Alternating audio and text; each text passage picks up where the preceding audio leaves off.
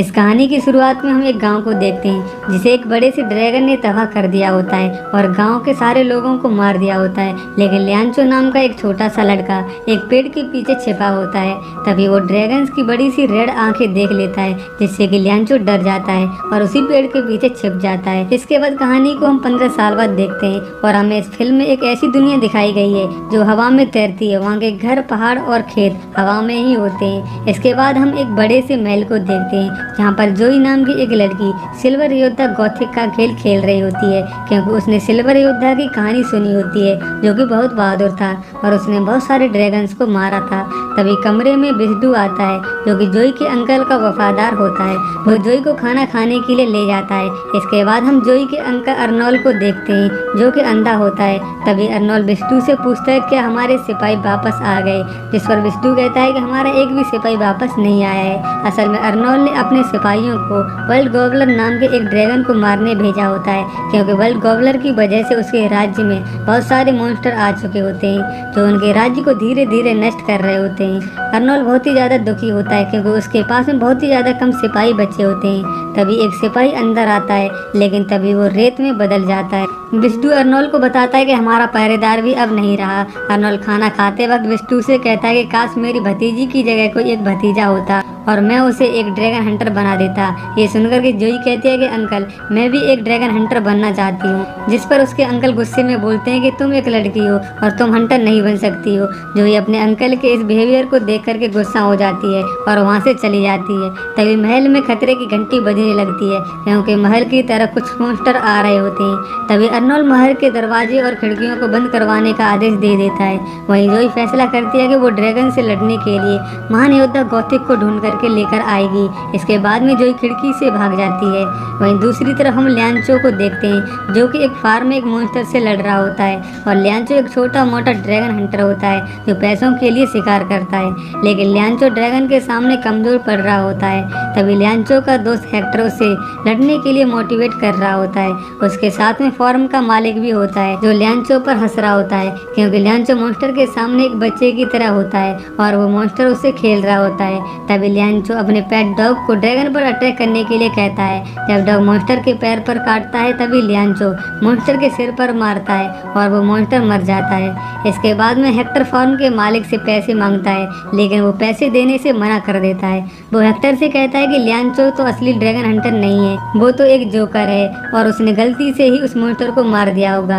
ये सुनकर के लियांचो और हेक्टर को गुस्सा आने लगता है। तभी लियांचो का पेट अपने मुंह से आग निकालता है। ये देख करके फार्म का मालिक डर करके भाग जाता है। अब लियांचो, हेक्टर और उसका पेट एक साथ में बैठे होते हैं और लियांचो अपने लिए कपड़ा बुन रहा होता है क्योंकि लड़ाई के दौरान उसके कपड़े फट गए होते हैं और लियांचो को बुनाई उसकी माँ ने सिखाई होती है। तभी हेक्टर लियांचो पर गुस्सा होता है। वो लियांचो से कहता है क्या तुम सीरियस होकर के नहीं लड़ सकते थे, तुम जोकर की तरह क्यों लड़ रहे थे। इस पर लियांचो कहता है कि उसमें उसकी कोई गलती नहीं है। तभी हेक्टर लियांचो से कहता है कि तुम्हें असाधारण बनना होगा, तभी लोग हमसे डरेंगे। वो लियांचो से कहता है कि तुम बूढ़ी औरत की तरह हमेशा ही बुनाई करते रहते हो। ये सुनकर के लियांचो को बुरा लगता है और वो वहाँ से चला जाता है और एक जगह पर बैठ करके अपनी माँ को याद करने लगता है। वो अपने बचपन को देखता है जब ड्रैगन्स ने उसके गांव को तबाह कर दिया था, जिसमें उसकी माँ की भी मौत हो गई थी। लियांचो के पास में उसकी माँ की बुनाई वाली स्टिक होती हैं जो उनकी आखिरी निशानी होती है। तभी लियांचो के पास में हेक्टर आता है और वो लियांचो से माफ़ी मांगता है। जिसके बाद में हेक्टर लियांचो से कहता है कि हमारे पास भी एक दिन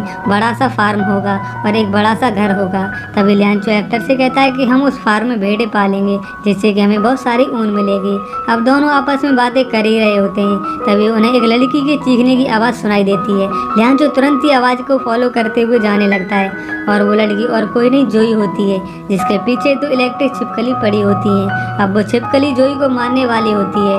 तभी वहाँ पर लियांचो आ जाता है और वो अपनी बुनाई वाली स्टिक से दोनों छिपकलियों पर अटैक कर देता है, जिससे दोनों छिपकलियाँ मर जाती हैं। जोई लियांचो को छिपकली मारता देख करके बहुत ही ज़्यादा खुश हो जाती है और वो लियांचो को सिल्वर योद्धा समझने लगती है। तभी हेक्टर वहाँ पर आ जाता है। वो जोई से कहता है कि हमने तुम्हारी जान बचाई है, इसलिए तुम्हें हमें सिक्के देने होंगे। जिस पर जोई कहती है कि उसके पास में कोई सिक्के नहीं है, लेकिन मेरे अंकल बहुत ही ज़्यादा अमीर हैं, अगर तुम उनका एक काम करोगे तो तुम्हें बहुत सारे सिक्के मिल जाएंगे। सिक्कों का नाम सुनते ही हेक्टर हेक्टर के मन में लालच आ जाता है और वो जोई के साथ में चलने के लिए तैयार हो जाता है। इसके बाद में जोई लियांचो और हेक्टर को लेकर के महल में आ जाती है। वो अपने अंकल से कहती है कि वो सिल्वर योद्धा गॉथिक को लेकर आई है तो ड्रैगन को हरा करके हम सबको बचा लेगा। जिसके बाद में अंकल आर्नोल्ड लियांचो के शरीर को छूकर देखता है। वो लियांचो से कहता है कि तुम्हारा शरीर बहुत बड़ा है, तुम बहुत ही ज्यादा भारी भी होगे, इसका मतलब तुम एक बहुत ही ज्यादा मजबूत योद्धा हो। इसके बाद में आर्नोल्ड सबको लेकर के एक रूम में जाता है जहाँ पर एक बड़ी सी पेंटिंग होती है और उसमें एक बड़ा सा ड्रैगन बना होता है। आर्नोल्ड सबको बताता है कि ये वर्ल्ड गॉबलर है जो जल्दी जागने वाला है, अगर वो जाग गया तो सब कुछ खत्म हो जाएगा, इसलिए तुम्हें वर्ल्ड गॉबलर के जागने से पहले उसे खत्म करना होगा।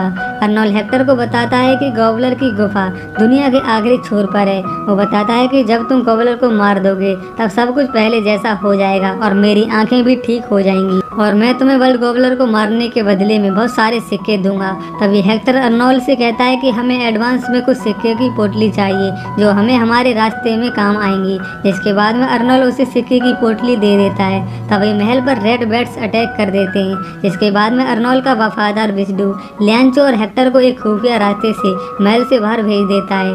तभी हेक्टर लियांचो से कहता है कि अब हम ड्रैगन को मारने नहीं जाएंगे क्योंकि वहाँ पर बहुत ही ज्यादा खतरा है और वैसे ही हमारे पास अब सिक्के की एक पोटली है, इससे हम एक फार्म तो खरीद ही सकते हैं। तभी लियांचो कहता है कि ये तो गलत बात है, लेकिन हेक्टर उसकी बात नहीं सुनता है। तभी जोई भी वहाँ पर आ जाती है, वो भी उनके साथ में जाना चाहती है। हेक्टर जोई से कहता है कि वहाँ पर बहुत ही ज्यादा खतरा है, तुम्हें अपने अंकल के साथ में यहीं पर रहना चाहिए। तभी जोई झूठ बोलती है, वो कहती है कि मेरे अंकल ने ही मुझे भेजा है, अगर तुम मुझे अपने साथ में नहीं ले जाओगे तो मेरे अंकल तुम्हें अपने जादू से मुर्गा बना देंगे। ये सुनकर के हेक्टर डर जाता है और वो जोई को साथ ले जाने के लिए तैयार हो जाता है। इसके बाद में तीनों गॉबलर की खोज में निकल जाते हैं। तभी रास्ते में उन पर बहुत सारे बैट्स अटैक कर देते हैं। तभी वो बैट्स एक बड़े से मॉन्स्टर में बदल जाते हैं। ये देख कर के सब डर जाते हैं। तभी लियांचो जोई को लेकर के छिप जाता है और हेक्टर डॉग के साथ में छिप जाता है। इसके बाद में वो मॉन्स्टर चला जाता है। अब रास्ते में जोई लियांचो से पूछती है कि तुम इतने ज्यादा ताकतवर कैसे हो। वो कहती है कि तुम तो सिल्वर योद्धा गॉथिक से भी महान हो,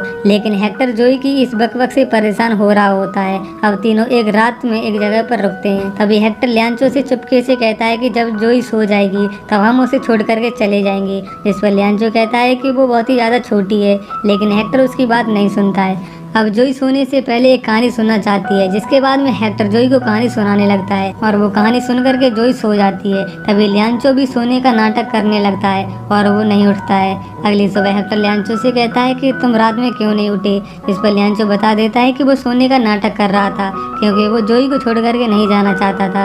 ये सुनकर के हेक्टर को गुस्सा आ जाता है। इसके बाद वो तीनों आगे के सफर पर निकल जाते हैं और कई दिनों के सफर के बाद में वो दुनिया के आखिरी गाँव तक पहुँच जाते हैं और इस गाँव से थोड़ी दूरी वर्ल्ड गॉबलर की गुफा होती है। अब लियांचो को वो गांव बहुत ही ज्यादा अजीब लग रहा होता है। तभी हेक्टर उसके पास आता है और वो लियांचो से कहता है कि क्या प्रॉब्लम है। तभी लियांचो एक पेड़ की तरफ इशारा करते हुए कहता है कि वो पेड़ बहुत ही ज्यादा अजीब है। तभी हेक्टर जोर से चिल्लाकर कहता है हाँ वो पेड़ बहुत ही ज्यादा अजीब है। तभी उसकी चीख से उस पेड़ पर बैठे हुए रेड बैट्स जाग जाते हैं और वो गांव की तरफ आने लगते हैं। ये देख करके सब डर जाते हैं।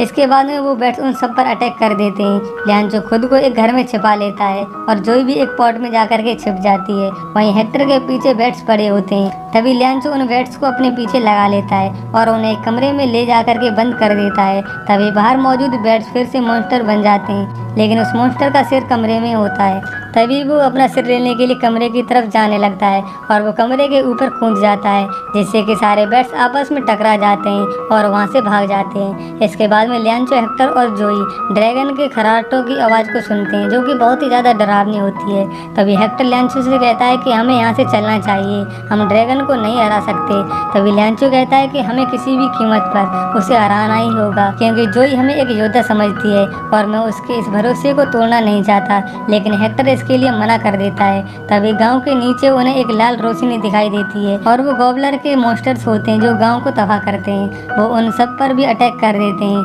तभी लियांचो बड़ी बहादुरी से उनसे लड़ने लगता है। तभी जोई, हेक्टर और उसके डॉग के ऊपर एक बड़े से घर का टुकड़ा गिर जाता है, जिससे कि सब बेहोश हो जाते हैं। जब हेक्टर को होश आता है तो वो देखता है कि लियांचो उसके पास है, लेकिन जोई उसे दिखाई नहीं देती है। वो जोई के लिए परेशान होने लगता है। हेक्टर जोई को आवाज़ दे करके बुलाने लगता है। तभी उनका डॉग दोनों को लेकर के जोई के पास जाता है। जोई धरती पर पड़ी होती है। वो हेक्टर से कहती है शायद मेरे पैर टूट गए हैं। ये सुनकर के हेक्टर रोने लगता है।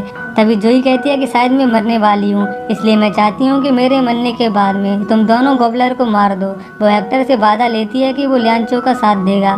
हेक्टर इसके लिए हाँ कर देता है। तभी जोई उठ जाती है और वो बिल्कुल ठीक होती है और उसने ये नाटक हेक्टर को अपने साथ रखने के लिए किया होता है। तभी हेक्टर कहता है कि तुमने मुझे बेवकूफ़ बनाया है। तभी जोई कहती है कि इससे ये तो पता चल गया कि तुम मेरी फिक्र करते हो और मुझसे प्यार करते हो, लेकिन छिपाते हो।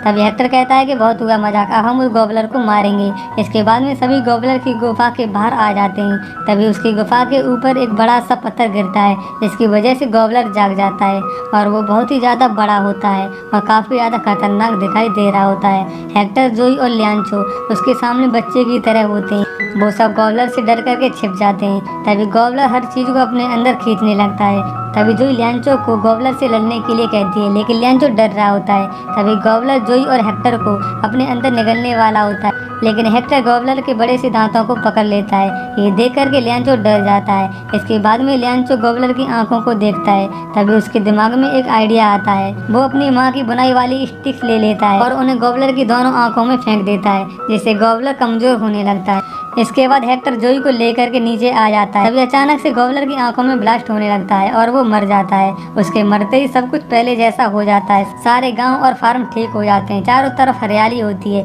ये देख करके जोई बहुत खुश होती है।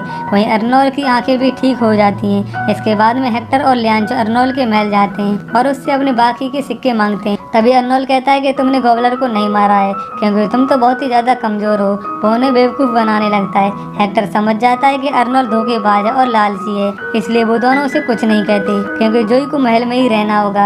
अगर वो अर्नोल से लड़ाई करेंगे तो शायद अर्नोल उनका गुस्सा जोई पर निकाल सकता है। अब दोनों महल से जाने लगते हैं। वो जोई को मिस कर रहे होते हैं। हेक्टर लियांचो से कहता है कि शायद हम अब जोई से कभी नहीं मिल पाएंगे। तभी उनके पीछे पीछे जोई भी आ जाती है। वो अपने साथ में बहुत सारे सिक्कों से भरा बैग लाई होती है, जिसे देख करके हेक्टर और लियांचो बहुत ही ज्यादा खुश हो जाते हैं। इसके बाद में जोई भी उन्हीं के साथ में रहने का फैसला करती है। इसके बाद में हेक्टर और लियांचो उन सिक्कों की मदद से एक फार्म को खरीद लेते हैं और वहाँ पर भेड़ों को पालना शुरू कर देते हैं। और इसी के साथ में इस फिल्म का यहीं पर एंड हो जाता है। अगर आपको मूवी की एक्सप्लेनेशन अच्छी लगी हो तो प्लीज़ वीडियो को लाइक और चैनल को सब्सक्राइब जरूर से कर लेना।